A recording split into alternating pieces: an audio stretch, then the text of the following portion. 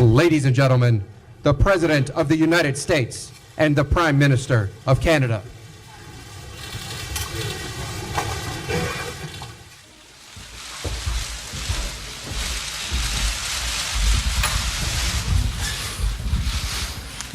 Thank you.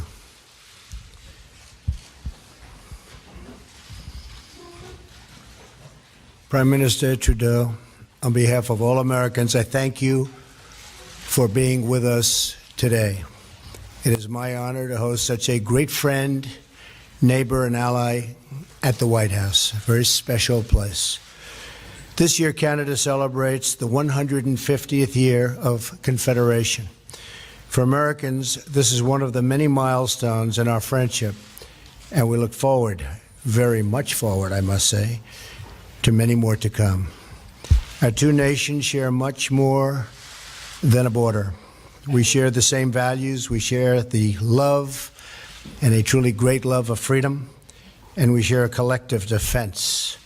American and Canadian troops have gone to battle together, fought wars together, and forged the special bonds that come when two nations have shed their blood together, which we have. In these dangerous times, it is more important than ever that we continue to strengthen our vital alliance. The United States is deeply grateful for Canada's contribution to the counter-ISIS effort. Thank you.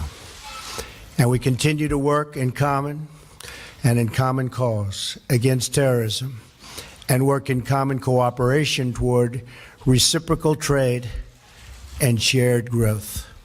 We understand that both of our countries are stronger when we join forces in matters of international commerce. Having more jobs and trade right here in North America is better for both the United States and is also much better for Canada.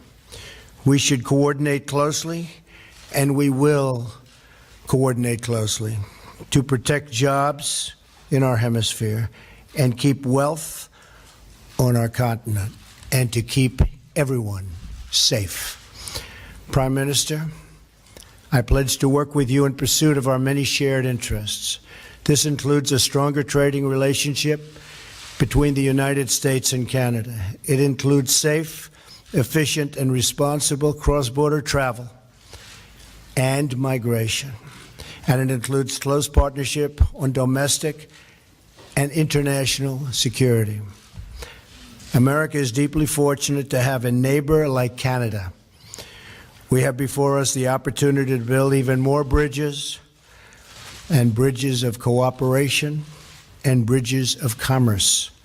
Both of us are committed to bringing greater prosperity and opportunity to our people. We just had a very productive meeting with women business leaders from the United States and Canada, where we discussed how to secure everything that we know the full power of women can do better than anybody else. We know that. I just want to say, Mr. Prime Minister, that I'm focused and you're focused on the important role women play in our economies. We must work to address the barriers faced by women and women entrepreneurs, including access to capital, access to markets, and, very importantly, access to networks. In our discussion today, we will focus on improving the ways our government and our governments together can benefit citizens of both the United States and Canada, and in so doing, advance the greater peace and stability of the world. Mr. Prime Minister, I look forward to working closely with you to build upon our very historic friendship. There are incredible possibilities for us to pursue Canada and the United States together.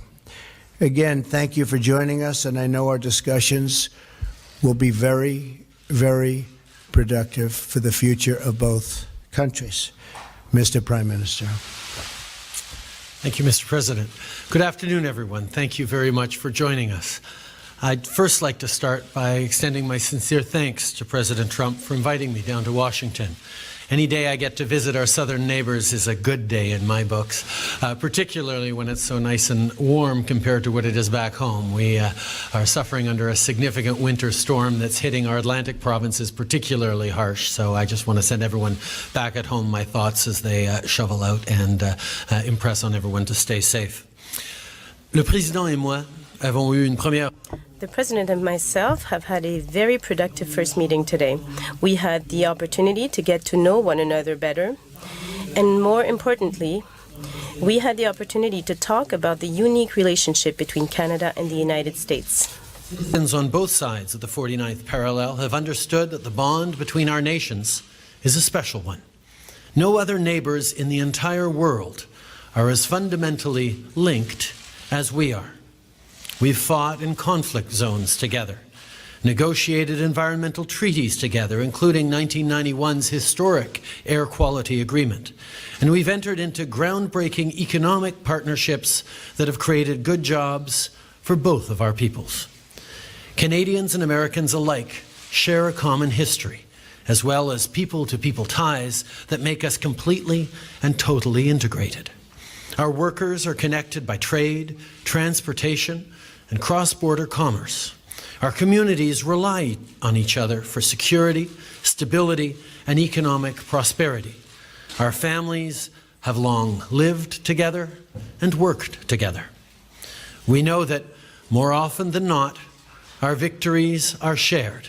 And just as we celebrate together, so too do we suffer loss and heartbreak together. Through it all, the foundational pillar on which our relationship is built is one of mutual respect. And that's a good thing, because as we know, relationships between neighbors are pretty complex, and we won't always agree on everything. But because of our deep, abiding respect for one another, we're able to successfully navigate those complexities and still remain the closest of allies and friends. Make no mistake, at the end of the day, Canada and the US will always remain each other's most essential partner. And today's conversations have served to reinforce how important that is for both Canadians and Americans. As we know, 35 US states list Canada as their largest export market, and our economies benefit from the over $2 billion in two-way trade that takes place every single day. Millions of good middle-class jobs on both sides of the border depend on this crucial partnership. Maintaining strong economic ties is vital to our mutual success, and we're going to continue to work closely together over the coming years so that Canadian and American families can get ahead. Comme nous le savons, le Canada représente le plus grand... As we know, 35 U.S. states list Canada as their largest export market, and our economies benefit from the over $2 billion in two-way trade that takes place every single day. Millions of good middle-class jobs on both sides of the border depend on this crucial partnership. Maintaining strong economic ties is vital to our mutual success, and we're going to continue to work closely together over the coming years so that Canadian and American families can get ahead. That President Trump and I discussed today. At the end of the day, the President and I share a common goal.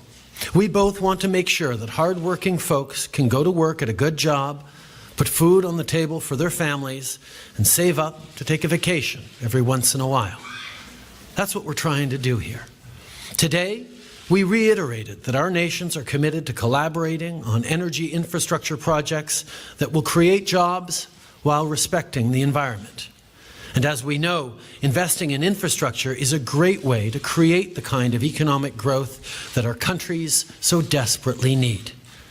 In that same vein, we know that ensuring equal opportunities for women in the workforce is essential for growing the economy and maintaining American and Canadian competitiveness on the world stage.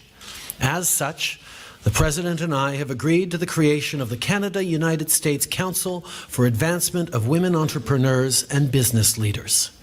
This initiative is more than just about dollars and cents. This is about ensuring that women have access to the same opportunities as men and prioritizing the support and empowerment of women who are senior business leaders and entrepreneurs. In doing so, we'll grow the Canadian and American economies and help our businesses prosper. Et finalement, le président Trump et moi. Finally, President Trump and myself have agreed to work together to fight against the traffic of opioids across our border. The rise of illegal use of opioids in our society is nothing less than a tragedy. We will do everything we can to ensure the safety of Canadians and Americans.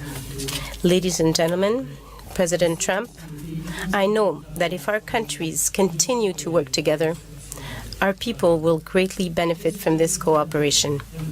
Time and again, that in order to tackle our most pressing issues, both foreign and domestic, we must work with our closest allies, learn from each other, and stand in solidarity as a united voice. With a level of economic and social integration that is unmatched on the world stage, Canada and the United States will forever be a model example of how to be good neighbors. Winston Churchill once said, "That long Canadian frontier from the Atlantic to the Pacific Oceans, guarded only by neighborly respect and honorable obligations, is an example to every country and a pattern for the future of the world." That, my friends, is the very essence of the Canada-US relationship. I look forward to working with President Trump over the coming years to nurture and build upon this historic partnership. Once again, it's a tremendous pleasure to be here in Washington. Merci beaucoup. Thank you very much. Okay, we'll take a couple of questions. Scott Thurman. Scott. Thank you, Mr. President. Thank you. You just spoke about the desire to build bridges, although there are some notable and philosophical differences between yourself and Prime Minister Trudeau. I'm curious, as you move forward on issues from trade to terrorism, how do you see this relationship playing out, and are there any specific areas with which, during your conversations today, you each decided to perhaps alter or amend your stances already on those sensitive issues like terrorism and immigration? And Prime Minister Trudeau, while only in its infancy so far, how do you see this relationship compared to that under the Obama administration? Well, we just began discussions. We are going to have a great relationship with Canada, maybe as good or better, hopefully, than ever before. We have some wonderful ideas on immigration. We have some, I think, very strong, very tough ideas on the tremendous problem that we have with terrorism. And I think when we put them all together, which will be very, very quickly, we have a group of very talented people, we will see some very, very obvious results. We're also doing some cross-border things that will make it a lot easier for trade and a lot better and a lot faster for trade. We have, through technology, we have some really great ideas, and they'll be implemented fairly quickly.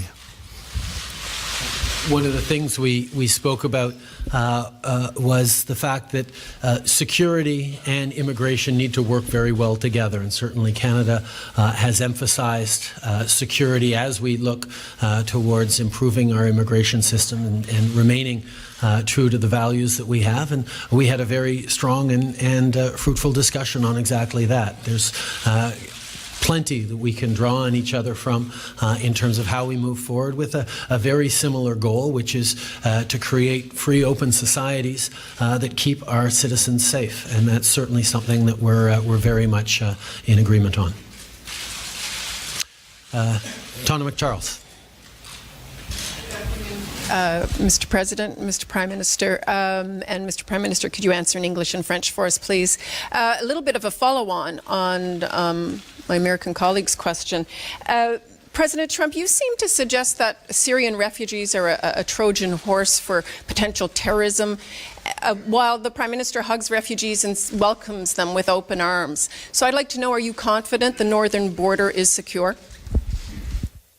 Can never be totally confident, but through the incredible efforts already, I see it happening, of formerly General Kelly, now Secretary Kelly, We have really done a great job. We're actually taking people that are criminals, very, very hardened criminals in some cases, with a tremendous track record of abuse and problems, and we're getting them out.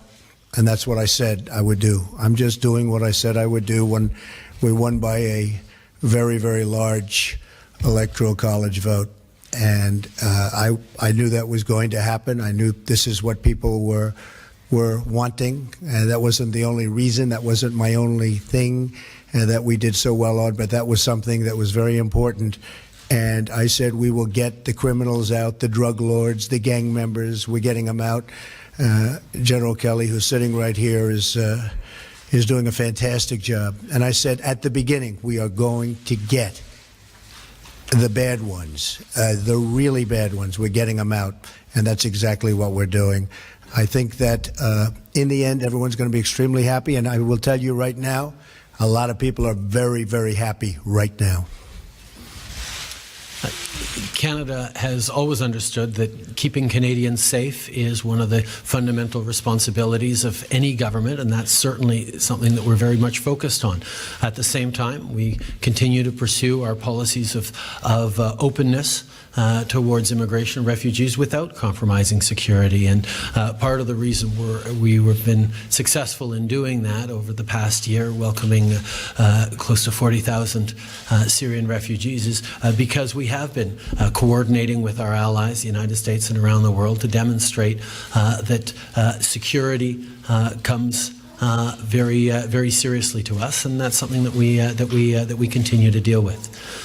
C'est clair que it is clear that if you want to have a healthy and secure society or safe society, you have to make sure that you maintain, that you focus on security. And we have welcomed refugees from Syria. We have been very successful, but we have always taken our responsibility towards security very seriously. And our allies, including the United States, understand this focus very well, and they have done so since the very beginning. Yes, please. Thank you. President Trump, now that you've been in office and received intelligence briefings for nearly 1 month, what do you see as the most important national security matters facing us? And Prime Minister Trudeau, you've made very clear that Canada has an open-door policy for Syrian refugees. Do you believe that President Trump's moratorium on immigration has merit on national security grounds? Okay, thank you. Many, many problems. When I was campaigning, I said, it's not a good situation. Now that I see it, including with our intelligence briefings, we have problems that a lot of people have no idea how bad they are, how serious they are.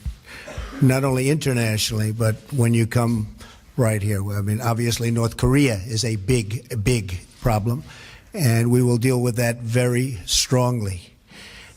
We have problems all over the Middle East. We have problems just about every corner of the globe, no matter where you look. I had a great meeting this weekend with Prime Minister Abe of Japan, and got to know each other very, very well. Extended weekend, really. We were with each other for long periods of time, and our staffs and representatives. But on the home front, we have to create borders. We have to let people that can love our country in, and I want to do that. We want to have a big, beautiful, open door, and we want people to come in and come in our country. But we cannot let the wrong people in, and I will not allow that to happen during this administration. And people, the citizens of our country, want that, and that's their attitude too, I will tell you. We are getting such praise for our stance, and it's a stance of common sense. Maybe a certain toughness, but it's really more than toughness. It's a stance of common sense, and we are going to pursue it vigorously. And we don't want to have our country have the kinds of problems that you're witnessing taking place, not only here, but all over the world. We won't stand for it. We won't put up with it. We're just not going to let it happen. We're going to give ourselves every bit of chance so that things go well for the United States, and they will go well. Thank you. Canada and the United States have been neighbors a long time, and Canadians and Americans have stood together, worked together at home and around the world. We fought and died together in battlefields in World War I, and World War II, in Korea, in Afghanistan. But there have been times where we have differed in our approaches, and that's always been done firmly and respectfully. The last thing Canadians expect is for me to come down and lecture another country on how they choose to govern themselves. My role and our responsibility is to continue to govern in such a way that reflects Canadians' approach and be a positive example in the world. Okay. Richard Latendresse. Richard Latendresse. Thank you, Mr. Prime Minister. Well, ask my question in French first, and then for you, I'll ask it again in English. Monsieur le Premier ministre, Mr. Prime Minister, I heard you correctly.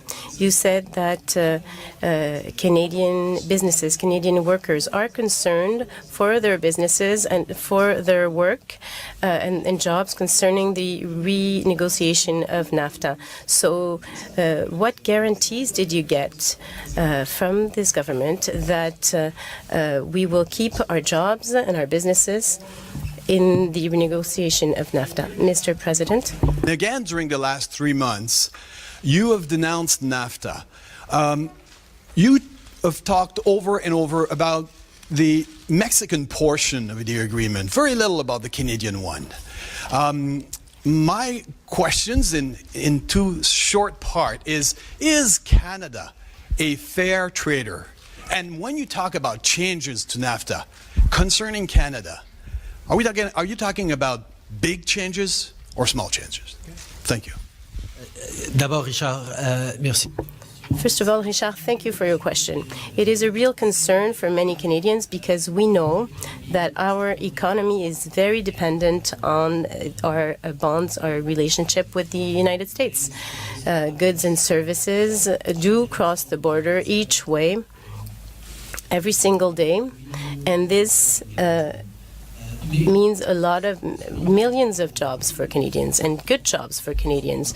So we are always focusing on these jobs, but there are also good jobs, millions of jobs in the United States that depend on those relationships between our two countries. So when we sit down, as we did today, and as our teams will be doing in the weeks and months to come, we will be talking about how we can continue to create good jobs for our citizens on both sides of the border. And during this exercise, we continue to understand that we have to allow this free flow of goods and services, and we have to be aware of the integration of our economies, which is extremely positive for both our countries. And this is the focus that we will have in the coming weeks and months to come. Aware of the fact that much of our economy depends on good working relationships with the United States, good integration with the American economy, and the fact is millions of good jobs on both sides of the border depend on the smooth and easy flow of goods and services and people back and forth across our border. Both President Trump and I got elected on commitments to support the middle class, to work hard for people who need a real shot at success. And we know that by working together, by ensuring the continued effective integration of our two economies, we are going to be creating greater opportunities for middle-class Canadians and Americans now and well into the future. I agree with that 100%. We have a very outstanding trade relationship with Canada. We'll be tweaking it. We'll be doing certain things that are going to benefit both of our countries. It's a much less severe situation than what's taken place on the southern border. On the southern border, for many, many years, the transaction was not fair to the United States. It was an extremely unfair transaction. We're going to work with Mexico. We're going to make it a fair deal for both parties. I think that we're going to get along very well with Mexico. They understand and we understand. You probably have noticed that Ford is making billions of dollars of new investments in this country. You saw Intel the other day announce that because of what I've been doing and what I'm doing in terms of regulation, lowering taxes, et cetera, they're coming in with billions and billions of dollars of investment and thousands of jobs. General Motors, likewise, is expanding plants and going to build new plants. Fiat Chrysler was at a meeting where they're doing the same. Jack Ma. We have so many people that want to come into the United States. It's actually very exciting. I think it's going to be a very exciting period of time for the United States and for the workers of the United States, because they have been truly the forgotten man and forgotten women. It's not going to be forgotten anymore, believe me. So our relationship with Canada is outstanding, and we're going to work together to make it even better. And as far as the southern border is concerned, we're going to get that worked out. We're going to make it fair, but we are going to make it so that everybody is happy. It's very important to me. Thank you. Thank you very much. Thank you, ladies and gentlemen. Thank you very much.